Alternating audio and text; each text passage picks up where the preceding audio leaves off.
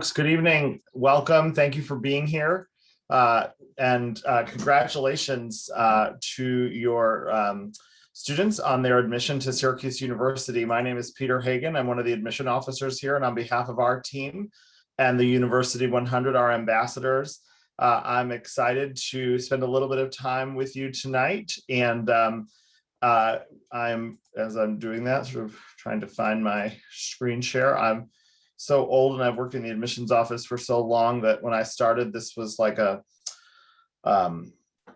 was a VHS video that we rewound. I can't even say the word anymore, to start information sessions. So times they have changed, but tonight's session is an opportunity for parents and caregivers and families of students who've been admitted to hear about Syracuse and what we're up to, and also to get your questions answered.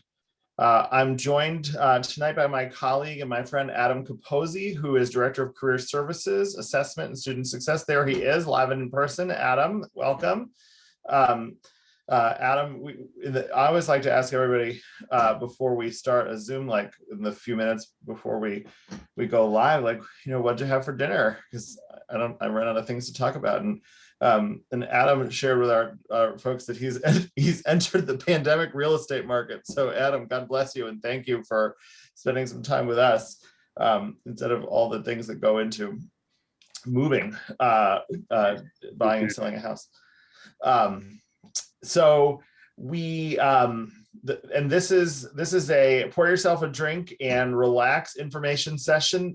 There is live captioning available for a team of admissions officers, and I'm so grateful to all of them for the time and energy that they're putting in. So several of us will be behind the scenes answering questions, and you can use the Q&A function of Zoom to submit those. We will do our very best to get to as many questions as possible live and through the text chat system that Zoom offers through the Q&A function of a Zoom webinar.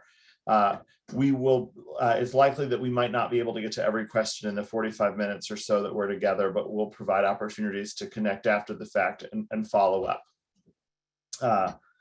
And so with that, let me just dive in a little bit to sort of what's going on here, what we're up to right now as an institution. And Syracuse, in the midst of the coronavirus pandemic, has been open this year. We welcomed students to campus in August and have made a lot of adaptations and adjustments to the way that we're used to operating a complex and sophisticated global research university in the midst of a pandemic. But by and large, we have been able to pull it off. To date, I'm looking at data on the dashboard. From today, we've administered over 300,000 pooled tests. We're fortunate at Syracuse to have the largest dome stadium on a college campus in the nation, and that is our COVID testing center this semester. It's also a great classroom. Our friend Jeff Rubin is teaching IST 195, which is an intro class in the School of Information Management and Technology at Syracuse. We're fortunate to be in a part of the country and a part of our state that has managed well for most of the pandemic. We're currently the 7-day rolling average in Onondaga County is less than 2%. And I read in the news this morning that 60% of Syracuse University students at this point are fully vaccinated, having been eligible, some for a while based on perhaps their jobs. And now, of course, all students over the age of 16 are eligible to be vaccinated in New York State. The university is planning and excited to plan for a robust in-person university experience this fall. And so as many of the details surrounding arrival and move-in and orientation are ironed out, we'll be communicating those with new families, and we'll share what we know as best we can tonight. But know that we're excited about being in person in Syracuse this fall, as we have been now. I was mentioning to one of my colleagues yesterday, I think yesterday was Monday, that I walked outside the building briefly to grab something, and it was so exciting to hear lawnmowers and the chimes ringing on the top of Krause College, which is in the sort of upper right-hand corner of this photo here. And like see people walking around, taking campus tours. In fact, the Office of Admissions opened just a couple of weeks ago for visits for admitted students. We offer masked and socially distanced small group campus tours at 9, 11, 1, and 3, Monday through Friday. We also offer self-guided tours on demand at any time. You can come to campus, scan a QR code, and get moving on a self-guided tour. And we're excited. We haven't announced this fully to our staff yet, but we're able to expand our visit program with more families on each tour. We have up to 6 families on a tour, and we have some more tour guides trained. So if you are interested in visiting sometime in the next week or week and a half or so, we'll be happy to have you. Our office is open 8:30 to 5 Monday through Friday. And again, 10 to 2 on Saturdays to greet visitors. No guided tours on Saturday. Self-guided is available though.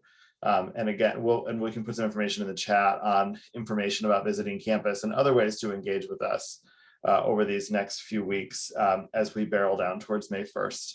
You know, this has been an exceptional year to apply to college, and I think to be the parent of a student applying to college. I didn't mention this earlier, but I'm a Syracuse parent too. However, my kids are in the classes of 2034, 2036, and 2038. And tomorrow we will celebrate the first Wednesday that's not a Zoom kindergarten day at my house. And so I applaud you on sort of supporting and encouraging and coaching and really working with your kids as they have searched and applied to and been admitted to what I'm sure are great colleges. And we hope that we can give you the information and answer the questions tonight that you have to help them make the best choice. And we, of course, we're biased. We hope that choice is Syracuse, but our staff, our team, our students, we are all here really every step of the way to help make this process as smooth as possible. And we'll talk more about some of those logistics before we wrap up this evening. I want to just go quickly through what would be a typical sort of traditional information session, just to sort of level set and bring us all to the same place on what Syracuse has to offer, both inside and outside of the classroom. 10 different colleges at Syracuse and 200 majors. And so your students have been admitted to a college or perhaps to a dual program in between. Makes us who we are. Is the idea that you have a smaller academic experience within the overall framework of a larger university. Syracuse's founders, who established this university 151 years ago, this past month, did so with the ideal that the liberal arts and sciences and professional programs can and should live together. And so you see that happen in a variety of ways, with this idea that we have a liberal arts college at our core that's sort of orbited by a solar system of professional schools, really establishes sort of the basis and the feel of the university academically. And I think that structure enables us to sort of not look or feel as sometimes big as we look. And so we tried, because it's hard if you haven't been here to get a sense of the place, to interject a bunch of photos throughout this PowerPoint. One of my favorites is the photo in the upper right-hand corner, which might take some explaining, but this is a collaboration with faculty and students from the geology department and sculpture.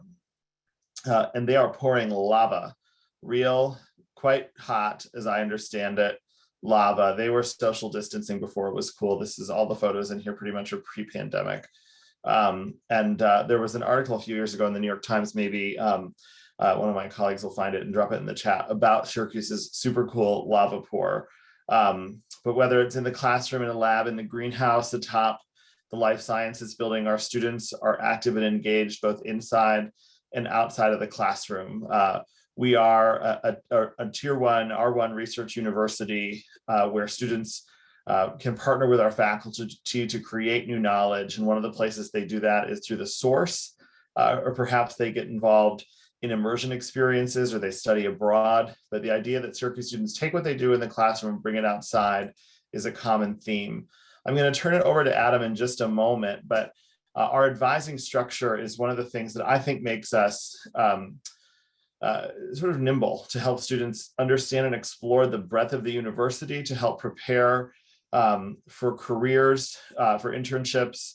Our advising system is decentralized. And so academic and career advisors work with students in each college to sort of explore and develop their goals and find resources and to help them along that path. But I am not the expert on this Zoom call to talk about that. So Adam Capozzi, turning it over to you. I'm going to mute myself Adam, take it away. Thanks, Peter. I do appreciate that. And kind of want to start off and say how jealous I am first and foremost. I believe this is my second or third conversation I've done in partnership with Peter and the admissions team, and they always have the best videos to start off. At Career Services, we're always striving and working with our marketing and communication team to be doing something like that, but it seems like Peter's always ahead of the game. So kudos to you and the staff for putting that together. That was a new video that I have not seen before. But as Peter mentioned, my name is Adam Capozzi. I'm the Director of Career Services Assessment and Student Success for Centralized Career Services here at SU. I've been with the university for, I believe this week is actually my 7-year anniversary, at the university, which is crazy to think. I spent my first 4 years over at the business school before transitioning over to Central in 2018. And that's actually a good starting off point to talk about our decentralized career services model. So historically, Syracuse University had one central office with a staff of 30+ individuals that worked with all students from each individual background, major, concentration, you name it, in our professional schools. The Whitman, the business school, and Newhouse, the communication school, and iSchool, the information technology school, had their own boutique offices that had a more personalized approach to the student experience. And as a university, we felt like it was in our due diligence to make sure all students had that same exact effect. So myself and 2 colleagues from the business school came over in 2018 to help in this whole decentralization of putting individual career units in all the individual schools and colleges. As you can see right here, each unit has a staff to some extent, whether it's size and or discipline that they oversee. Our biggest staff right now on campus is the College of Arts and Sciences because it is our biggest school. Right now they have 20+ individuals in that department that work with students from all majors and concentrations. And same thing with our other colleagues in the individual units that are positioned right here. Their staffs are going to range anywhere from 2 to 8, 10 at the uppermost. So as I was saying, this is a more personalized approach to bridge the in-classroom experience to real-world application. And my team, Centralized Career Services, where I mentioned we were a staff of 30+ individuals at one point, we are a lean, mean team of 4.5 people right now. But a majority of our work is really set up to help these individual career units better understand how to be putting on programs, events, connecting the current student population to our amazing organizations and our amazing alumni from all across the world. Our office is traditionally in charge of the majority of the immersion experiences that Peter did mention, along with some of the major industry career fairs that we host each academic year, whether it's fall, spring, and even a just-in-time fair in New York City, which we're hoping we'll get back on the slate in 2022 when things get somewhat normalized. But with us having a more generic outside approach to the student experience, that doesn't mean we don't work with students. We have 2 career exploration specialists that work very closely with students, mainly from the career opportunities of looking outside their major, or if they're looking to internally transfer within the university. We bridge that gap to make sure that they feel comfortable to say, hey, I might be in arts and sciences, but I want to start exploring some majors or concentrations over at VPA or Falk. We will help them make sure that they are able to transition properly within the university. And all this is allowing us to be one university and really have a collaborative approach to our individual student interactions. So we're very happy with this changeover. It was a steep uphill climb over the last few years, but we have a great footing in what we're trying to accomplish at this moment. Next slide, Peter.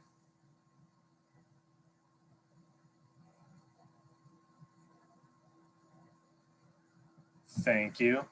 So these are some of the personalized student services. And again, these are not all of them, but these are some of the main points that I always like to reference when speaking with any constituent, whether it's an external partner, such as an employer or alum, or it's with a parent and or a student. We really focus in on the career coaching aspect of meeting the student where they are. Traditionally, career services can seem a little daunting as, oh, we're just a placement office. We're there to help you with your resume, help you with your cover letter. That's not true. We're here to run the full gamut from year 1 to 4-year graduation timeframes of making sure that you best are prepared for not only a conversation, but getting yourself into a situation with an employer where you're negotiating an offer letter or talking about benefits. We really do it all.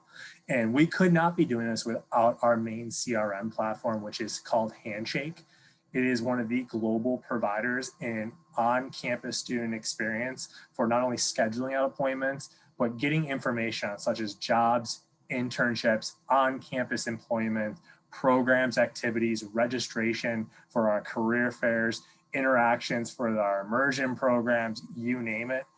We implemented this in 2018, just along the same time that we went to this decentralized approach.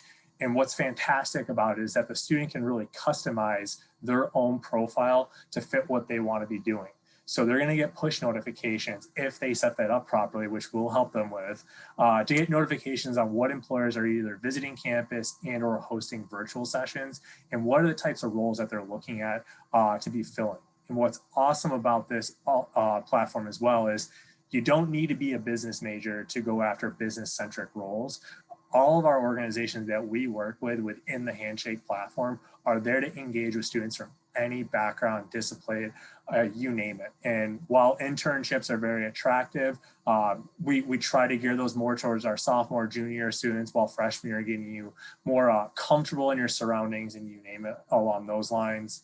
VMOC is a brand new integrated tool that we just launched in the fall of 2020. It's a gamified resume critique platform that our career counselors use very regularly, and our students really like it.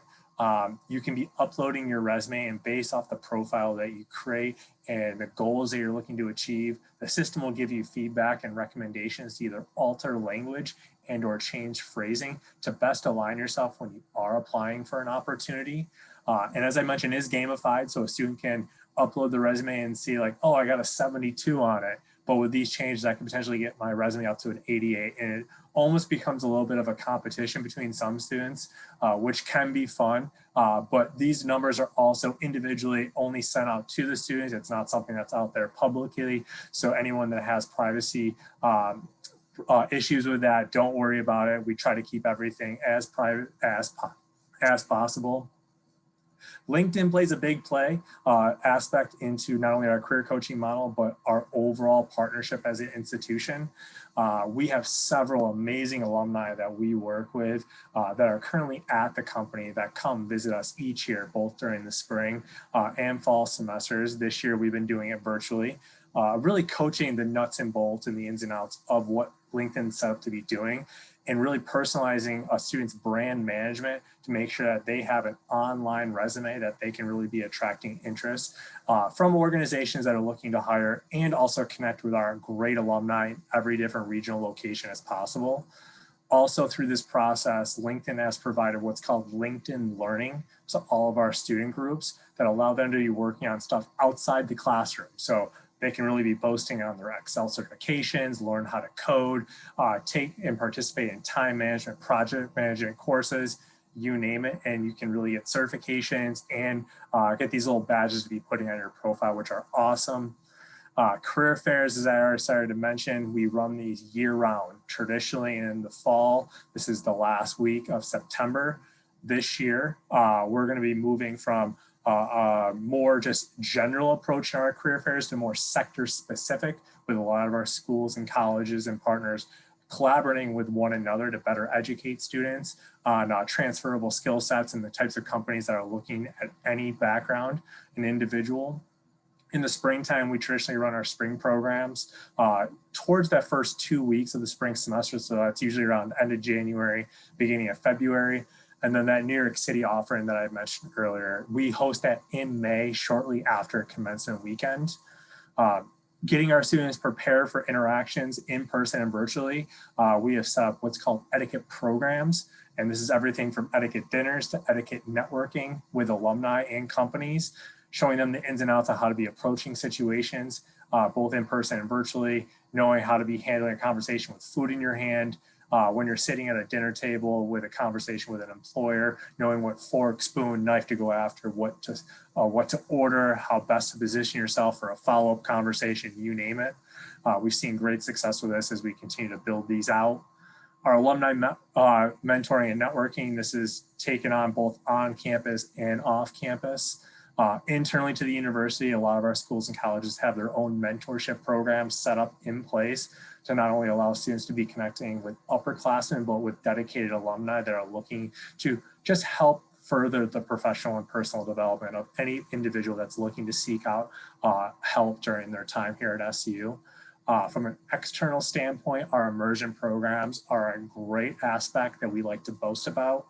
On average, as an institution, we run about 60 plus immersion programs, which is bringing students in small groups of anywhere from 5 to 20 domestically and internationally to a specific region and or location to explore life and really understanding the corporate cultures of what they could potentially be seeing for post-life after SU. This is great for those students that are applying, that are accepted, and they can see right away that, yes, I want to go to New York City and live that financial services, investment banking life where I'm working 18 hours a day, or they can easily say, no, that's not what I want to be doing, and come back and change their course of study. So it's a great learning tool that we try to implement as early as their sophomore year. And then finally, internship and financial assistance. Historically, the universities offer different forms of financial assistance to help compensate students that are looking to take on internships during the summers, whether it's between their sophomore, junior year or junior and senior year. But during the summer of 2020, we rolled out a more robust, formalized platform that my office oversees, which is called the Internship Funding Award. We're very proud of this opportunity. This is allowing students to really be putting together an application, hear from a selection committee on what we're actually proposing based on their recommendations for different vehicles to help assist them throughout the process. I'm proud to say last year, our first inaugural year, we had 42 students get accepted into the Internship Funding Award. It was over $90,000 was distributed amongst the student population. And right now we're in the midst of the review process for the summer of 2021. And we already have 23 students accepted, and it's already over $60,000 that we have allotted out to these students. And this is going to be covering anything from travel expenses, food, housing, paying for an unpaid internship, potential technology assistance. So we're really happy with all of this information that we're offering out there to the students throughout their time at SU. Next slide, Peter.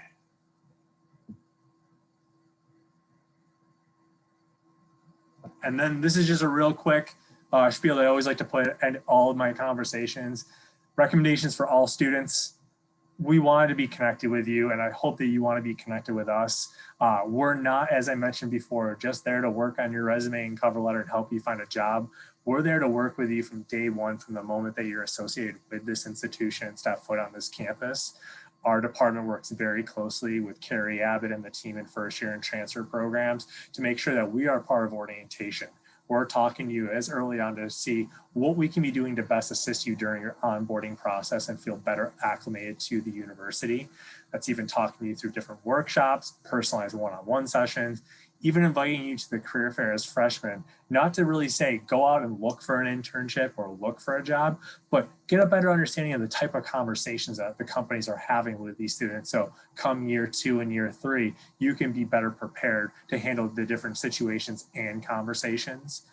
I would say always stay organized and check email. I'm big about triaging my email as closely as possible. I know that's not always top of mind for a lot of students, but we are sending out so much content on a regular basis.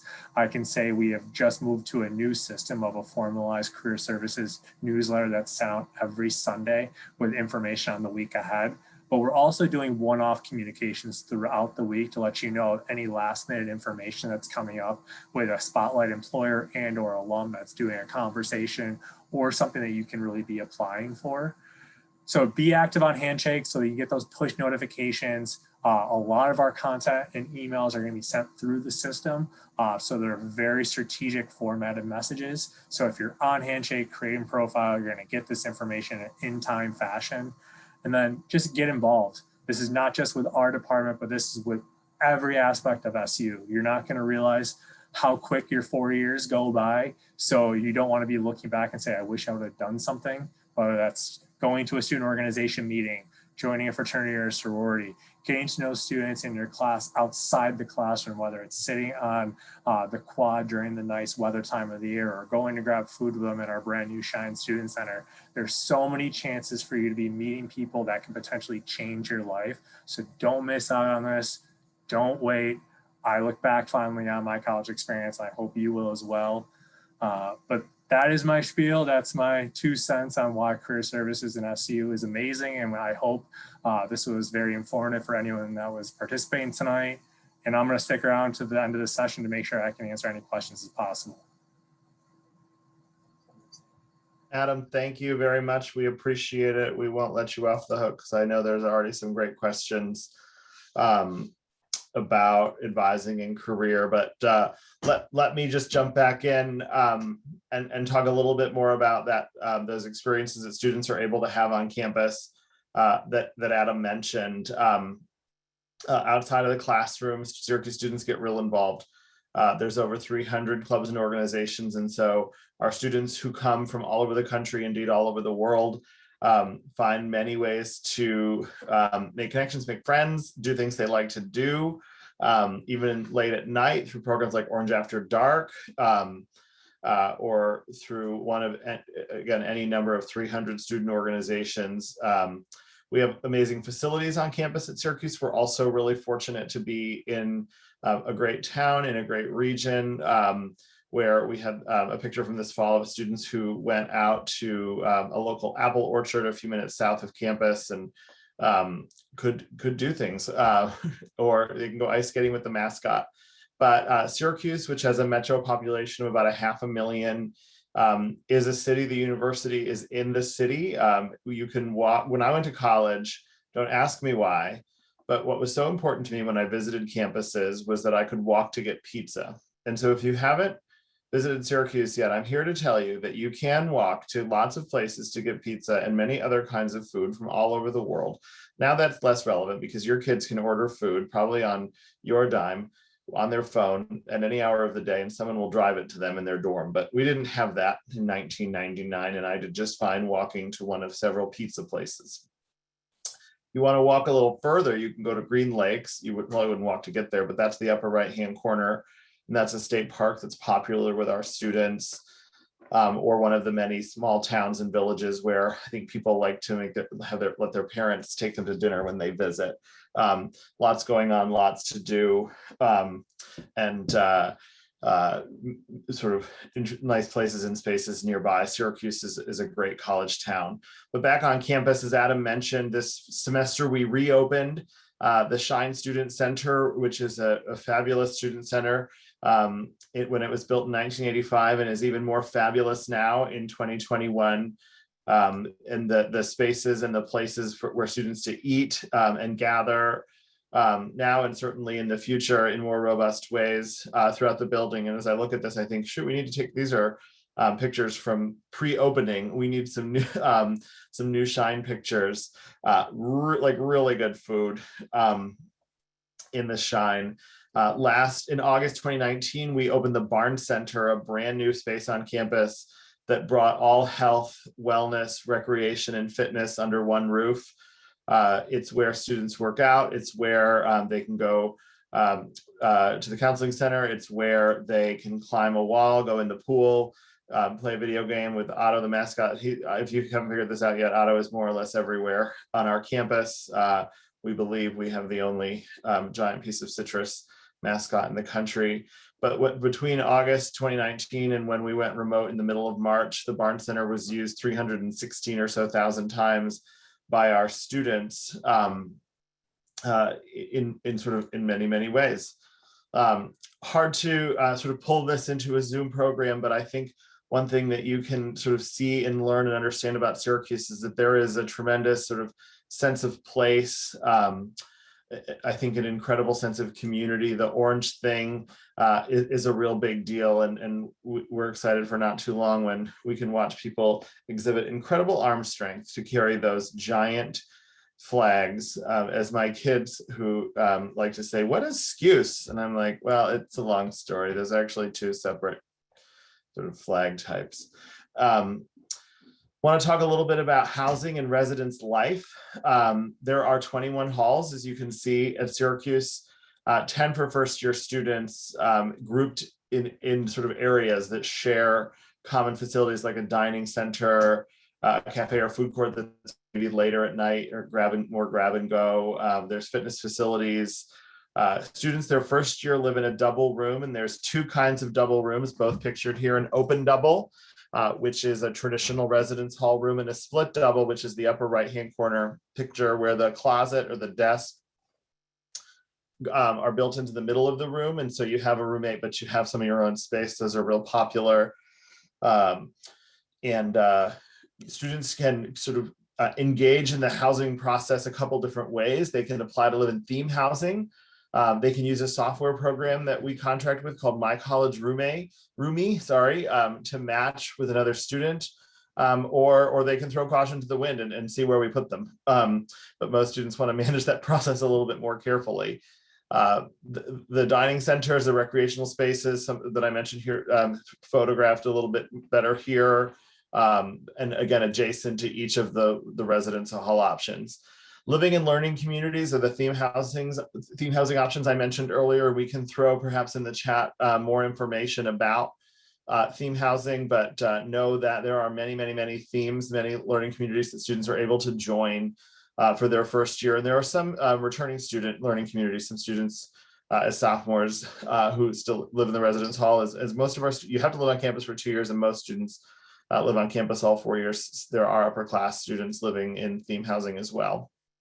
I want to talk a little bit about resources that Syracuse offers for parents and families. There are many, and the first place to go is the Parents Office, the Office of Parent and Family Services, which was started at Syracuse in the 1970s, and as part of our division, the Division of Enrollment and the Student Experience, as really a resource for parent and family members, that first point of contact. When you have a question, when you need something from the university, the Office of Parent and Family Services and their team are incredible, and the people to connect with. You'll begin to engage with them perhaps over the summer, if your students come to Syracuse, and we hope they do, or throughout orientation, when there is a series of programs that we will offer. And I'll talk more about new student welcome and orientation in just a few minutes for families. But this bottom photo was taken at an event I don't think I was at that table, but for new students and families over the course of opening in the not so distant past, but some great options. I want to wrap up and with just a few announcements before Adam and I jump into your questions. But some websites here with resources on next steps for admitted students to choose Syracuse and to confirm your deposit on My Slice, which someone asked a question I saw earlier about what the heck is what is everything Slice, and Tracy answered it well, that we take orange in a lot of directions at Syracuse, and so My Slice is our portal where you go to My Slice for almost everything, including the admissions acceptance form. We will continue to update our first year and transfer programs page, which is the second link on this slide, with information about Syracuse Welcome this fall. But as we do plan an in-person, fully residential semester, the public health conditions will guide how we're able to gather in large groups, and so how some large events will be handled will be decided later this summer. But rest assured, once students confirm they will be assigned later this summer a move-in date, and that in the past has been done geographically. So based on where you're from it indicates the date that you arrive on campus, and whatever protocols are in place will be communicated with students and families well in advance. Also over the summer, The advising and course selection processes kick off. Again, opportunities to engage with parent and family services. And we are hopeful that we'll be able to host new student send-offs, either in person or virtual, or perhaps both, which have in the past have been opportunities for students to gather in cities and towns across the country to connect with other folks, and for families to meet other families who have students at Syracuse or students coming to Syracuse. And we'd love for you, as you choose Syracuse, as you post about us, or if you're visiting or whatnot, use the hashtag SyracuseBound as we collect, and we'd love to follow that hashtag ourselves. That's the admissions admitted student hashtag. So again, congratulations. We'll share more contact information, but mine there, our phone number, my email, and our office's email are on the screen. Adam, I'm going to call you after this so you can tell me how to triage my email, because it's a hot mess right now. But available but we monitor Orange at syr.edu pretty regularly. So happy to connect with you there as well. I'll turn the screen share off so we can just jump to questions, and we'll see what is out there. Thanks, folks, for your patience. We have a few minutes left. We'll get to as many as we possible. Here's a great question. For first-year students, how, Adam, do kids sort of get comfy with career services? How do you introduce yourselves? What programs are available for first-year students? Great question. As mentioned earlier, we get involved with new student orientation in the month of August when students are coming to campus. But this past year, we also started to work with those students that are coming to campus in an earlier fashion during the July timeframe for summer start, and doing workshops with them throughout that time before the start of the academic year. Once this September timeframe hits, everyone's kind of full steam ahead with courses. Our office at least offers 2 to 3 virtual sessions and or in-person sessions, depending on the situation at hand, better acclimating students to what they need to be preparing for. It's kind of a career guide 101. A lot of our colleagues in the individual schools and colleges do run similar formats as well. Thanks, Adam. Appreciate that. Next question. This is a great question. What exactly is Handshake? You talked about it a little bit, but yep. How does somebody get set up on Handshake? So once a student is admitted into the university and they get their credentials with their syr.edu email address, they're able to create a Handshake profile. It's an online customer relationship management tool that they can utilize to be kind of creating their own profile, but also be searching, as I mentioned earlier, for internships, full-time jobs. It's a more robust job board, probably is the easiest way of saying it, but it does so much more because you can schedule out appointments with your advisors, you can register for programs and events, you can learn about different group activities, whether it's through student organizations or virtual events are happening. I believe this Friday night, we were just promoting out Dan Levy from Schitt's Creek.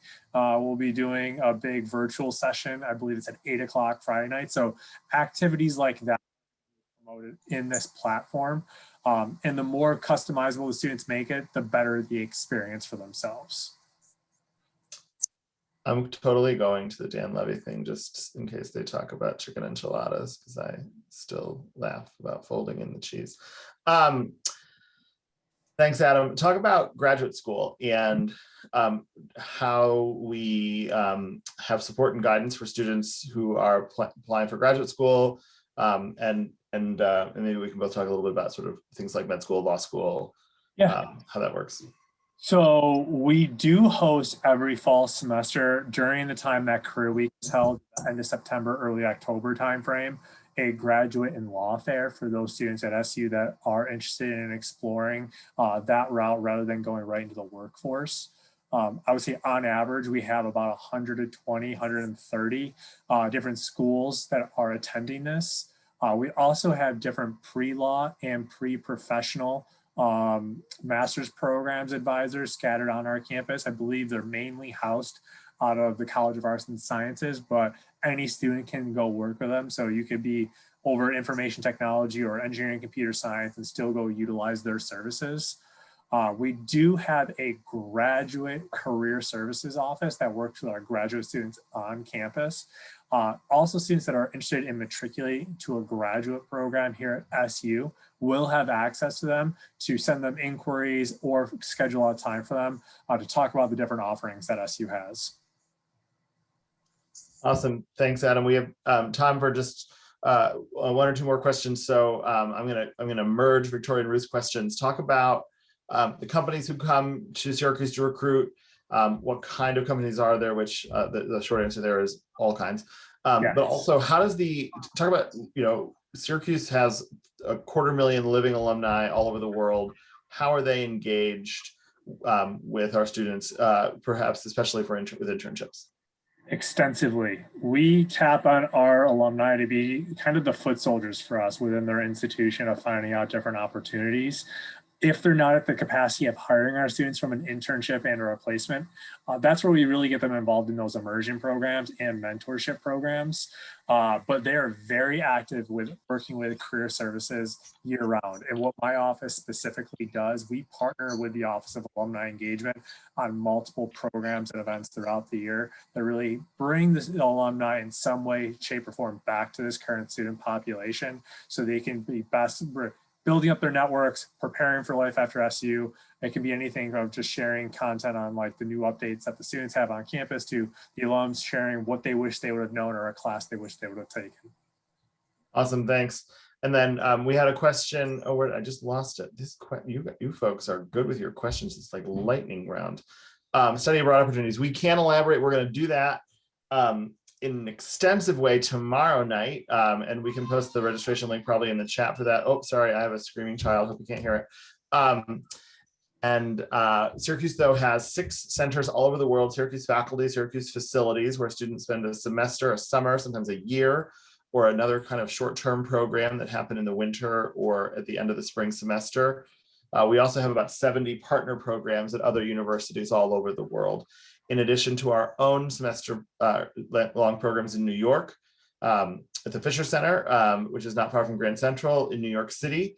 In Washington, D.C. We're housed at the Center for Strategic and International Studies, which is a prominent think tank. And in Los Angeles, where we're at Woodman and Ventura in the Valley, and have students working in the entertainment industry for a semester, across the street from an awesome place to get an omelet. Like the best omelet I ever had was across the street from Syracuse, Los Angeles. Not that anybody cares, but it is so good. With that, more questions, or a couple more things I wanted to mention before we wrap up, as we are at time. But we will post the link to our team from the admissions office and how to contact them in the chat. And so your regional admission officer is the best place to start. Many of you asked questions about changing programs or how you might transfer within the university once you're here. And if you're interested in having a conversation about how to do that, the place to begin is your regional admissions officer. A number of you have questions on the status of your financial aid awards. If you have a financial aid package and you have questions about it, the Office of Financial Aid and Scholarship Programs is the best place to go. And we can, if you don't have it, we can give you their contact information. There's a form that you can fill out that sends them an email, and you can actually, if you have documentation you need to attach, you can do that there. My Slice is a great place to go for to make sure your aid application is complete.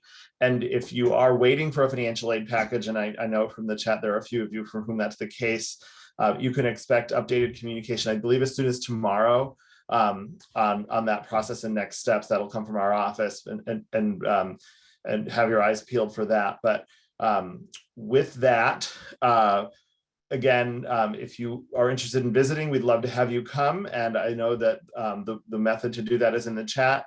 Many other virtual opportunities, and I know I speak for our entire team and for our student ambassadors that we really are here to help you with this process any way we can. Please do not hesitate to reach out. Adam, thank you so much for your time. It's always great to be with you on Zoom. My friend who I never see in real life, but occasionally in evening chats that we do. And folks, thanks again for coming. We really appreciate the investment of time and energy that you've made with us so far. We hope that if you choose Syracuse, you will find through our advising programs, through the outcomes of our students, through the academic experience, that investment is indeed worthwhile and valuable. But thank you for being here. Have a great night and go Orange. Bye-bye.